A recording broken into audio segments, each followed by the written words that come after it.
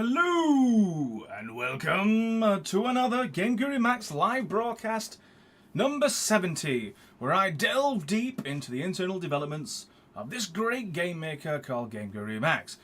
But before any of that, I want to make sure everyone can hear me loud and clear. And in order for me to do that, I'm going to click a few buttons. I'm pretty sure you can. We've been doing very well in the last couple of weeks. And we'll just make sure that I've got a good view of the chat window. And as always, if you have any questions and you're in the live chat, feel free to ask them. Just put a question mark at the end so I can skim through towards the end of the broadcast, find some questions and answer them. We can hear you, wonderful, thank you very much. Let us now proceed. Actually, before I do that, just want to make sure, can everybody see me as well? I'm just looking at my chat window and it looks like I've put it in some weird box. Anyway, I'm not going to let that confuse me or you or anyone. Let's get stuck into the software. I'm going to assume you can all see my screen, launching the software. Lots of things going on in the background. Certainly don't have time to show you everything. Lots of progress on lots of different fronts. But I'm going to show you the two things that I've been personally involved with. Some great news for some people who've been frustrated in the past, and this resolves some of those frustrations. But in other quarters, we've just had a sneaky look at the new grass system that really complements the terrain painting and the trees. Really look forward to showing you that very, very soon. But yeah, we're going to do some more grass types before we make the reveal on that. But yeah, it's looking really good. But I'm on AI. Lee is the AI guy, and I've got some AI improvements to show off. This is a simple level, zombie, some obstacles, little sandbag, my start position. Now, if I run, you'll see the guy is obviously going to chase me. He can chase me because of something called a nav mesh. This is the big yellow shaded area. Anything that's yellow is a nav mesh. The problem was, if you try to make a nav mesh the size of the available terrain that you can create, nav mesh would take ages to calculate or not calculate at all. But now what we've got is the nav free zone. Watch what happens. Ta-da! He's successfully navigating outside of the nav mesh, which means there's a new system called nav clumps. So nav clumps are like areas where you want things like obstacles, roofs, staircases, multiple floors in order for objects to navigate around. But the nav free area is for things like going off into the wilderness, going off into a forest and stuff like that. Provided you can get round trees, this can be as big as we want. And for my purposes, it's as big as the editable terrain. And so because of that, and because of my improvements to what we would call the extended nav mesh system, I was also able to extend the terrain physics to the end of the editable area as well. So what does that mean? Well, it means now you can go anywhere within the editable area. Your AI bots can go anywhere within the editable area, and you no longer get that annoying play area that pops up saying you have reached the play area and it invisibly stops you. Got rid of that now. So you don't have to worry about these weird invisible rules. The only one you'll have is the visible rule, which is the one about the editable area, and that's decided when you do the terrain generator. Lots of other things going on with characters. Let me just click on this. This is an ally. So this, if you look into shooter games, it's set as an ally, and you can see there's lots of options that you can set your characters to, whether they're able to retreat, whether they go out their way and flank, whether they stand their ground, whether they follow a patrol path or not, all these wonderful things. And we've also got automatic weapons. So if I just start this ball rolling, at the moment terrain physics takes a little while to generate, not a lot, about 6 to 8 seconds, hoping to reduce that for the final version. And nav mesh obviously takes its time, but because we're now generating terrain over the entire area, and providing you don't change the terrain, like don't sculpt it specifically, then the next time you load in your map, it's a lot quicker. So we're in the game now. You may not be able to hear it, but there's like a tweeting noise. All our biomes have atmospheric sound effects now, so this sounds like a forest with birds tweeting. Now I'm going to stop talking for a bit. You see the allies, they now follow you, so she's going to follow me wherever I go. In this case, I'm going to run over here. I'm going to engage some enemies that are standing around the outside. So those are enemies. You can't be Enemy here. contact. And they got automatic weapons. So he's got a weapon, she's got a pistol.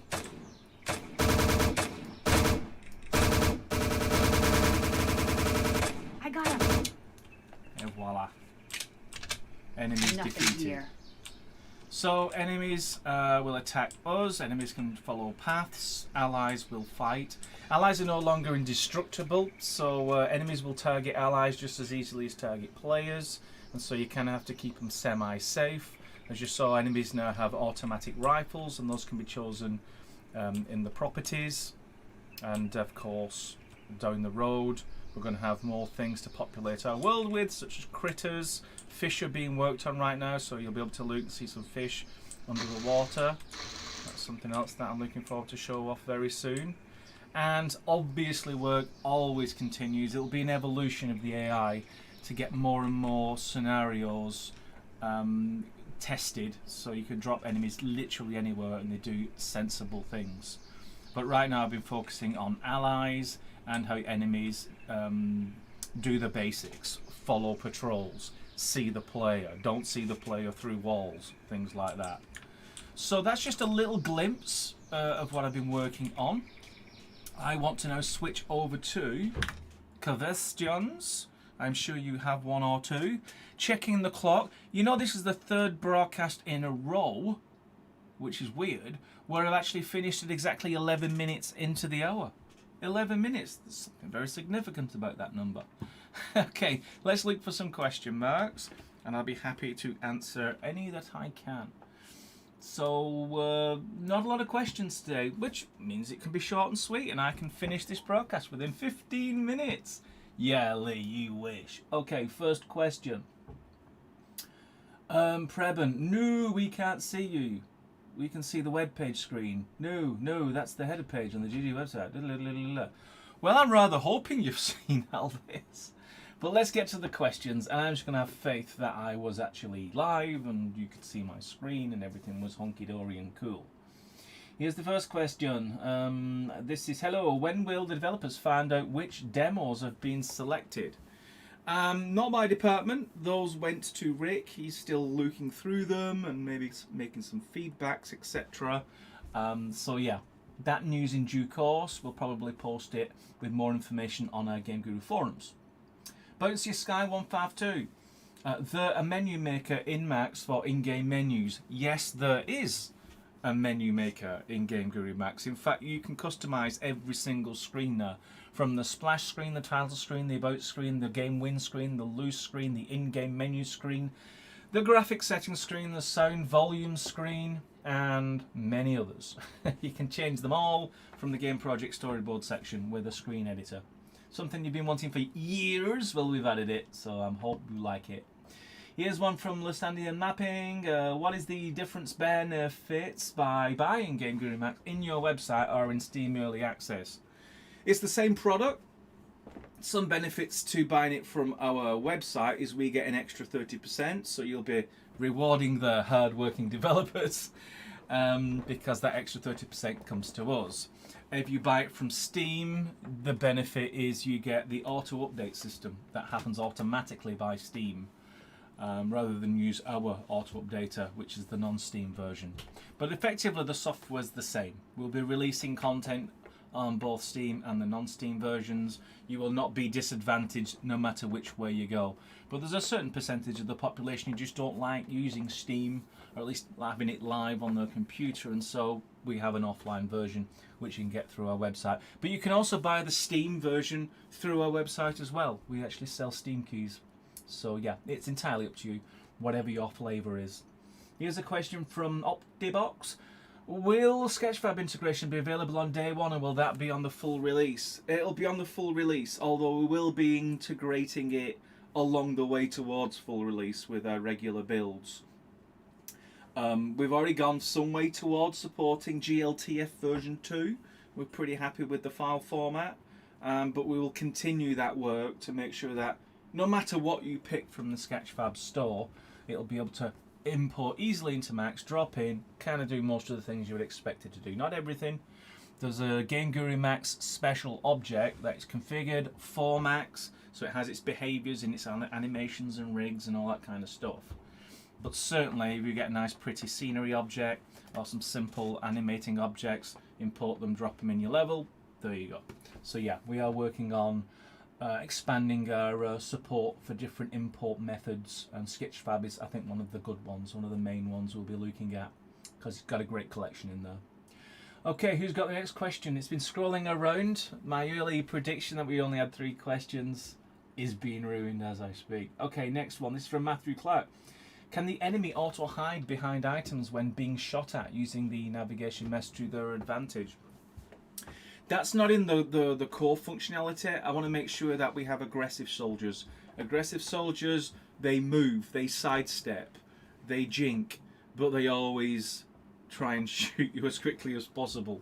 Hiding behind things suggests the enemy is going to be a bit more cautious, and that's going to be a second phase of AI. There's no point going in and doing lots of different kinds of AI if the 2 or 3 things that you want all your soldiers to do well aren't doing them well. So I want to get them good, get them predictable with the basic functions of what a soldier should do. Once we're really happy with that and it's all slick and smooth, works under all weather conditions, yes, then we'll expand to things. We've got animations for them like jumping off cliffs and running backwards and twizzling on the spot. We've got lots of cool animations, but we want to get the basics absolutely buttoned down first. Okay, have I already... Yeah, looks like all my questions have scrolled off me, so I'm going to have to scroll up a little bit. Here we go. Question mark is... Here it is, from Nomad Soul. Question. Is there any news on alpha clipping ceilings in the editor? I'll be taking care of that. It is starting to frustrate sometimes when you're populating the inside of a building, even though you can see when you try and place the object, when it's detecting a surface with your mouse pointer. It's actually detecting the wall that you can't see, but the raycast is. So yeah, I'm going to fickle that so it's just intuitive that if you be able to see inside a building, you can place things on the floor, on the wall, on the ceilings and things like that. So watch this space for that one. It's something that I do want to get absolutely right, because it'll make the editing process a lot easier and nicer and more enjoyable. Okay, another question mark is right underneath. This is from Ciro Atanasio. I like what I'm seeing, thank you very much. AI has always been an enormous issue with GG. By the way, I'm still wondering about compatibility of assets and scripts. Could you load a GG level into Max and go from there? Yeah, you can load in a GameGuru Classic level. It will remember the terrain and that you've designed. It'll remember where the objects are that you've placed inside that level. But I think that's sort of the lion's share of the compatibility. When you start drilling down into things like, will all of my old scripts work? Some of them will, some of them won't. Will my old character creator creations work? They will not, because we've completely redesigned, replaced with the new character creator, which in my opinion is a lot better than the old one. So there will be things which do come across nicely, and then other things which don't quite, and other things which absolutely do not. So your mileage may vary. All I can suggest is try it. You know, get your build, load in old GameGuru Classic levels, see what happens. If it's something horrible and serious, let us know, and we'll put it onto the issues board, and we'll go from there. Another question right underneath that, Martin X-Man. As GG Classic users who invested many hours on projects and also money on many assets, models, lower scripts, could you clarify the status on this and what really will be the backward compatible with Max? If you're happy with GameGuru Classic and your purchases, we continue to support Classic. We do 4 updates per year on Classic to make sure that all the bugs that you report on Classic are fixed. Be fixed and supported alongside GameGuru MAX. So if you're happy with Classic, carry on using Classic. For backwards compatibility or forwards compatibility with GameGuru MAX, take it with a pinch of salt. Look at it as a new product, not as sort of an upgrade or an enhancement to Classic. So with that in mind, you can then use Max, get used to its tools, bring across the stuff that you're happy with from Classic. The basic object structure remains the same. Your assets that you had in Classic, you can bring them into, just drop them into the folder in Max, load them in, they'll work. Up to a point. There's certain things, as I said before, like scripts and old character creators, which fare less well. But generally, yeah, terrains and objects you may have, you can load them into Max, no problem. I'm extremely late, sorry. Yeah, I forgive you. Okay, looking for a question. This is one from Retro Game Block. Speed is still a little slow for me. Any optimizations planned before Steam release? Yes, we are planning some optimizations. I'm certainly personally going to be looking a little bit more of terrain physics. I think I can get it from 6 to 8 seconds down to something like 3 or even 3. It would be great if it was instantaneous, but I'm going to look at that. I have some ideas on that. Certainly optimizations in terms of level saving and loading. There's certain levels that really shouldn't take 5 seconds when it's just a blank level with one object in it. So we'll be looking at stuff like that. Obviously the launch of the software, we're a big fan of optimizing that. So when you launch GameGuru MAX, you get the editor almost right away. That's always a good feeling. So we'll be looking at that one too. But as to general in-game optimizations, they will probably come over time with updates. There's things we're doing now, like lots of intersect raycast calls inside the script, which, although it's very useful for clever AI, it can drag down performance. And other like things that you probably shouldn't be doing, which is more about education, like don't drop down lots of trees from the tree collection. Use the tree system, the tree painting system that we've added. That lets you have 400,000 trees in your level and at super fast performance. If you drop the same number of trees from the tree collection down, you will have less performance. So there's some things that, you know, it's like a best of practice guide of what you should and shouldn't do. But yeah, that's also our job, to sort of put tutorials down, put advice out there, and obviously eventually that tree collection will become the library for the new tree system. So you would not have that decision to make of, do I put down an object tree or do I use a tree system tree to basically be trees for GameGuru MAX? So hopefully that answers some of your question, but we're always optimizing. It's one of the things that you have to do, otherwise your engine or game or whatever it is you're making just gets slower and slower and slower, and you wouldn't get very far without optimizing along the way. This is a question from Far Cry. Possible to put trees at slight angle variations when enabling trees? Not with the tree system. You can certainly do it with the current tree objects. You can plunk them down and then rotate them slightly for interesting visuals. We have some trees that are already sloped for you, pre-sloped palm trees, straight out of the box. But for the EA version, all of the tree system trees point straight up. And then they vary slightly in terms of scale and vertical rotation, but not sloping, because there's logistics about how you get a sloping tree to look great in a billboard in order to create so many trees on the screen at once. But I won't bore you with the technicalities.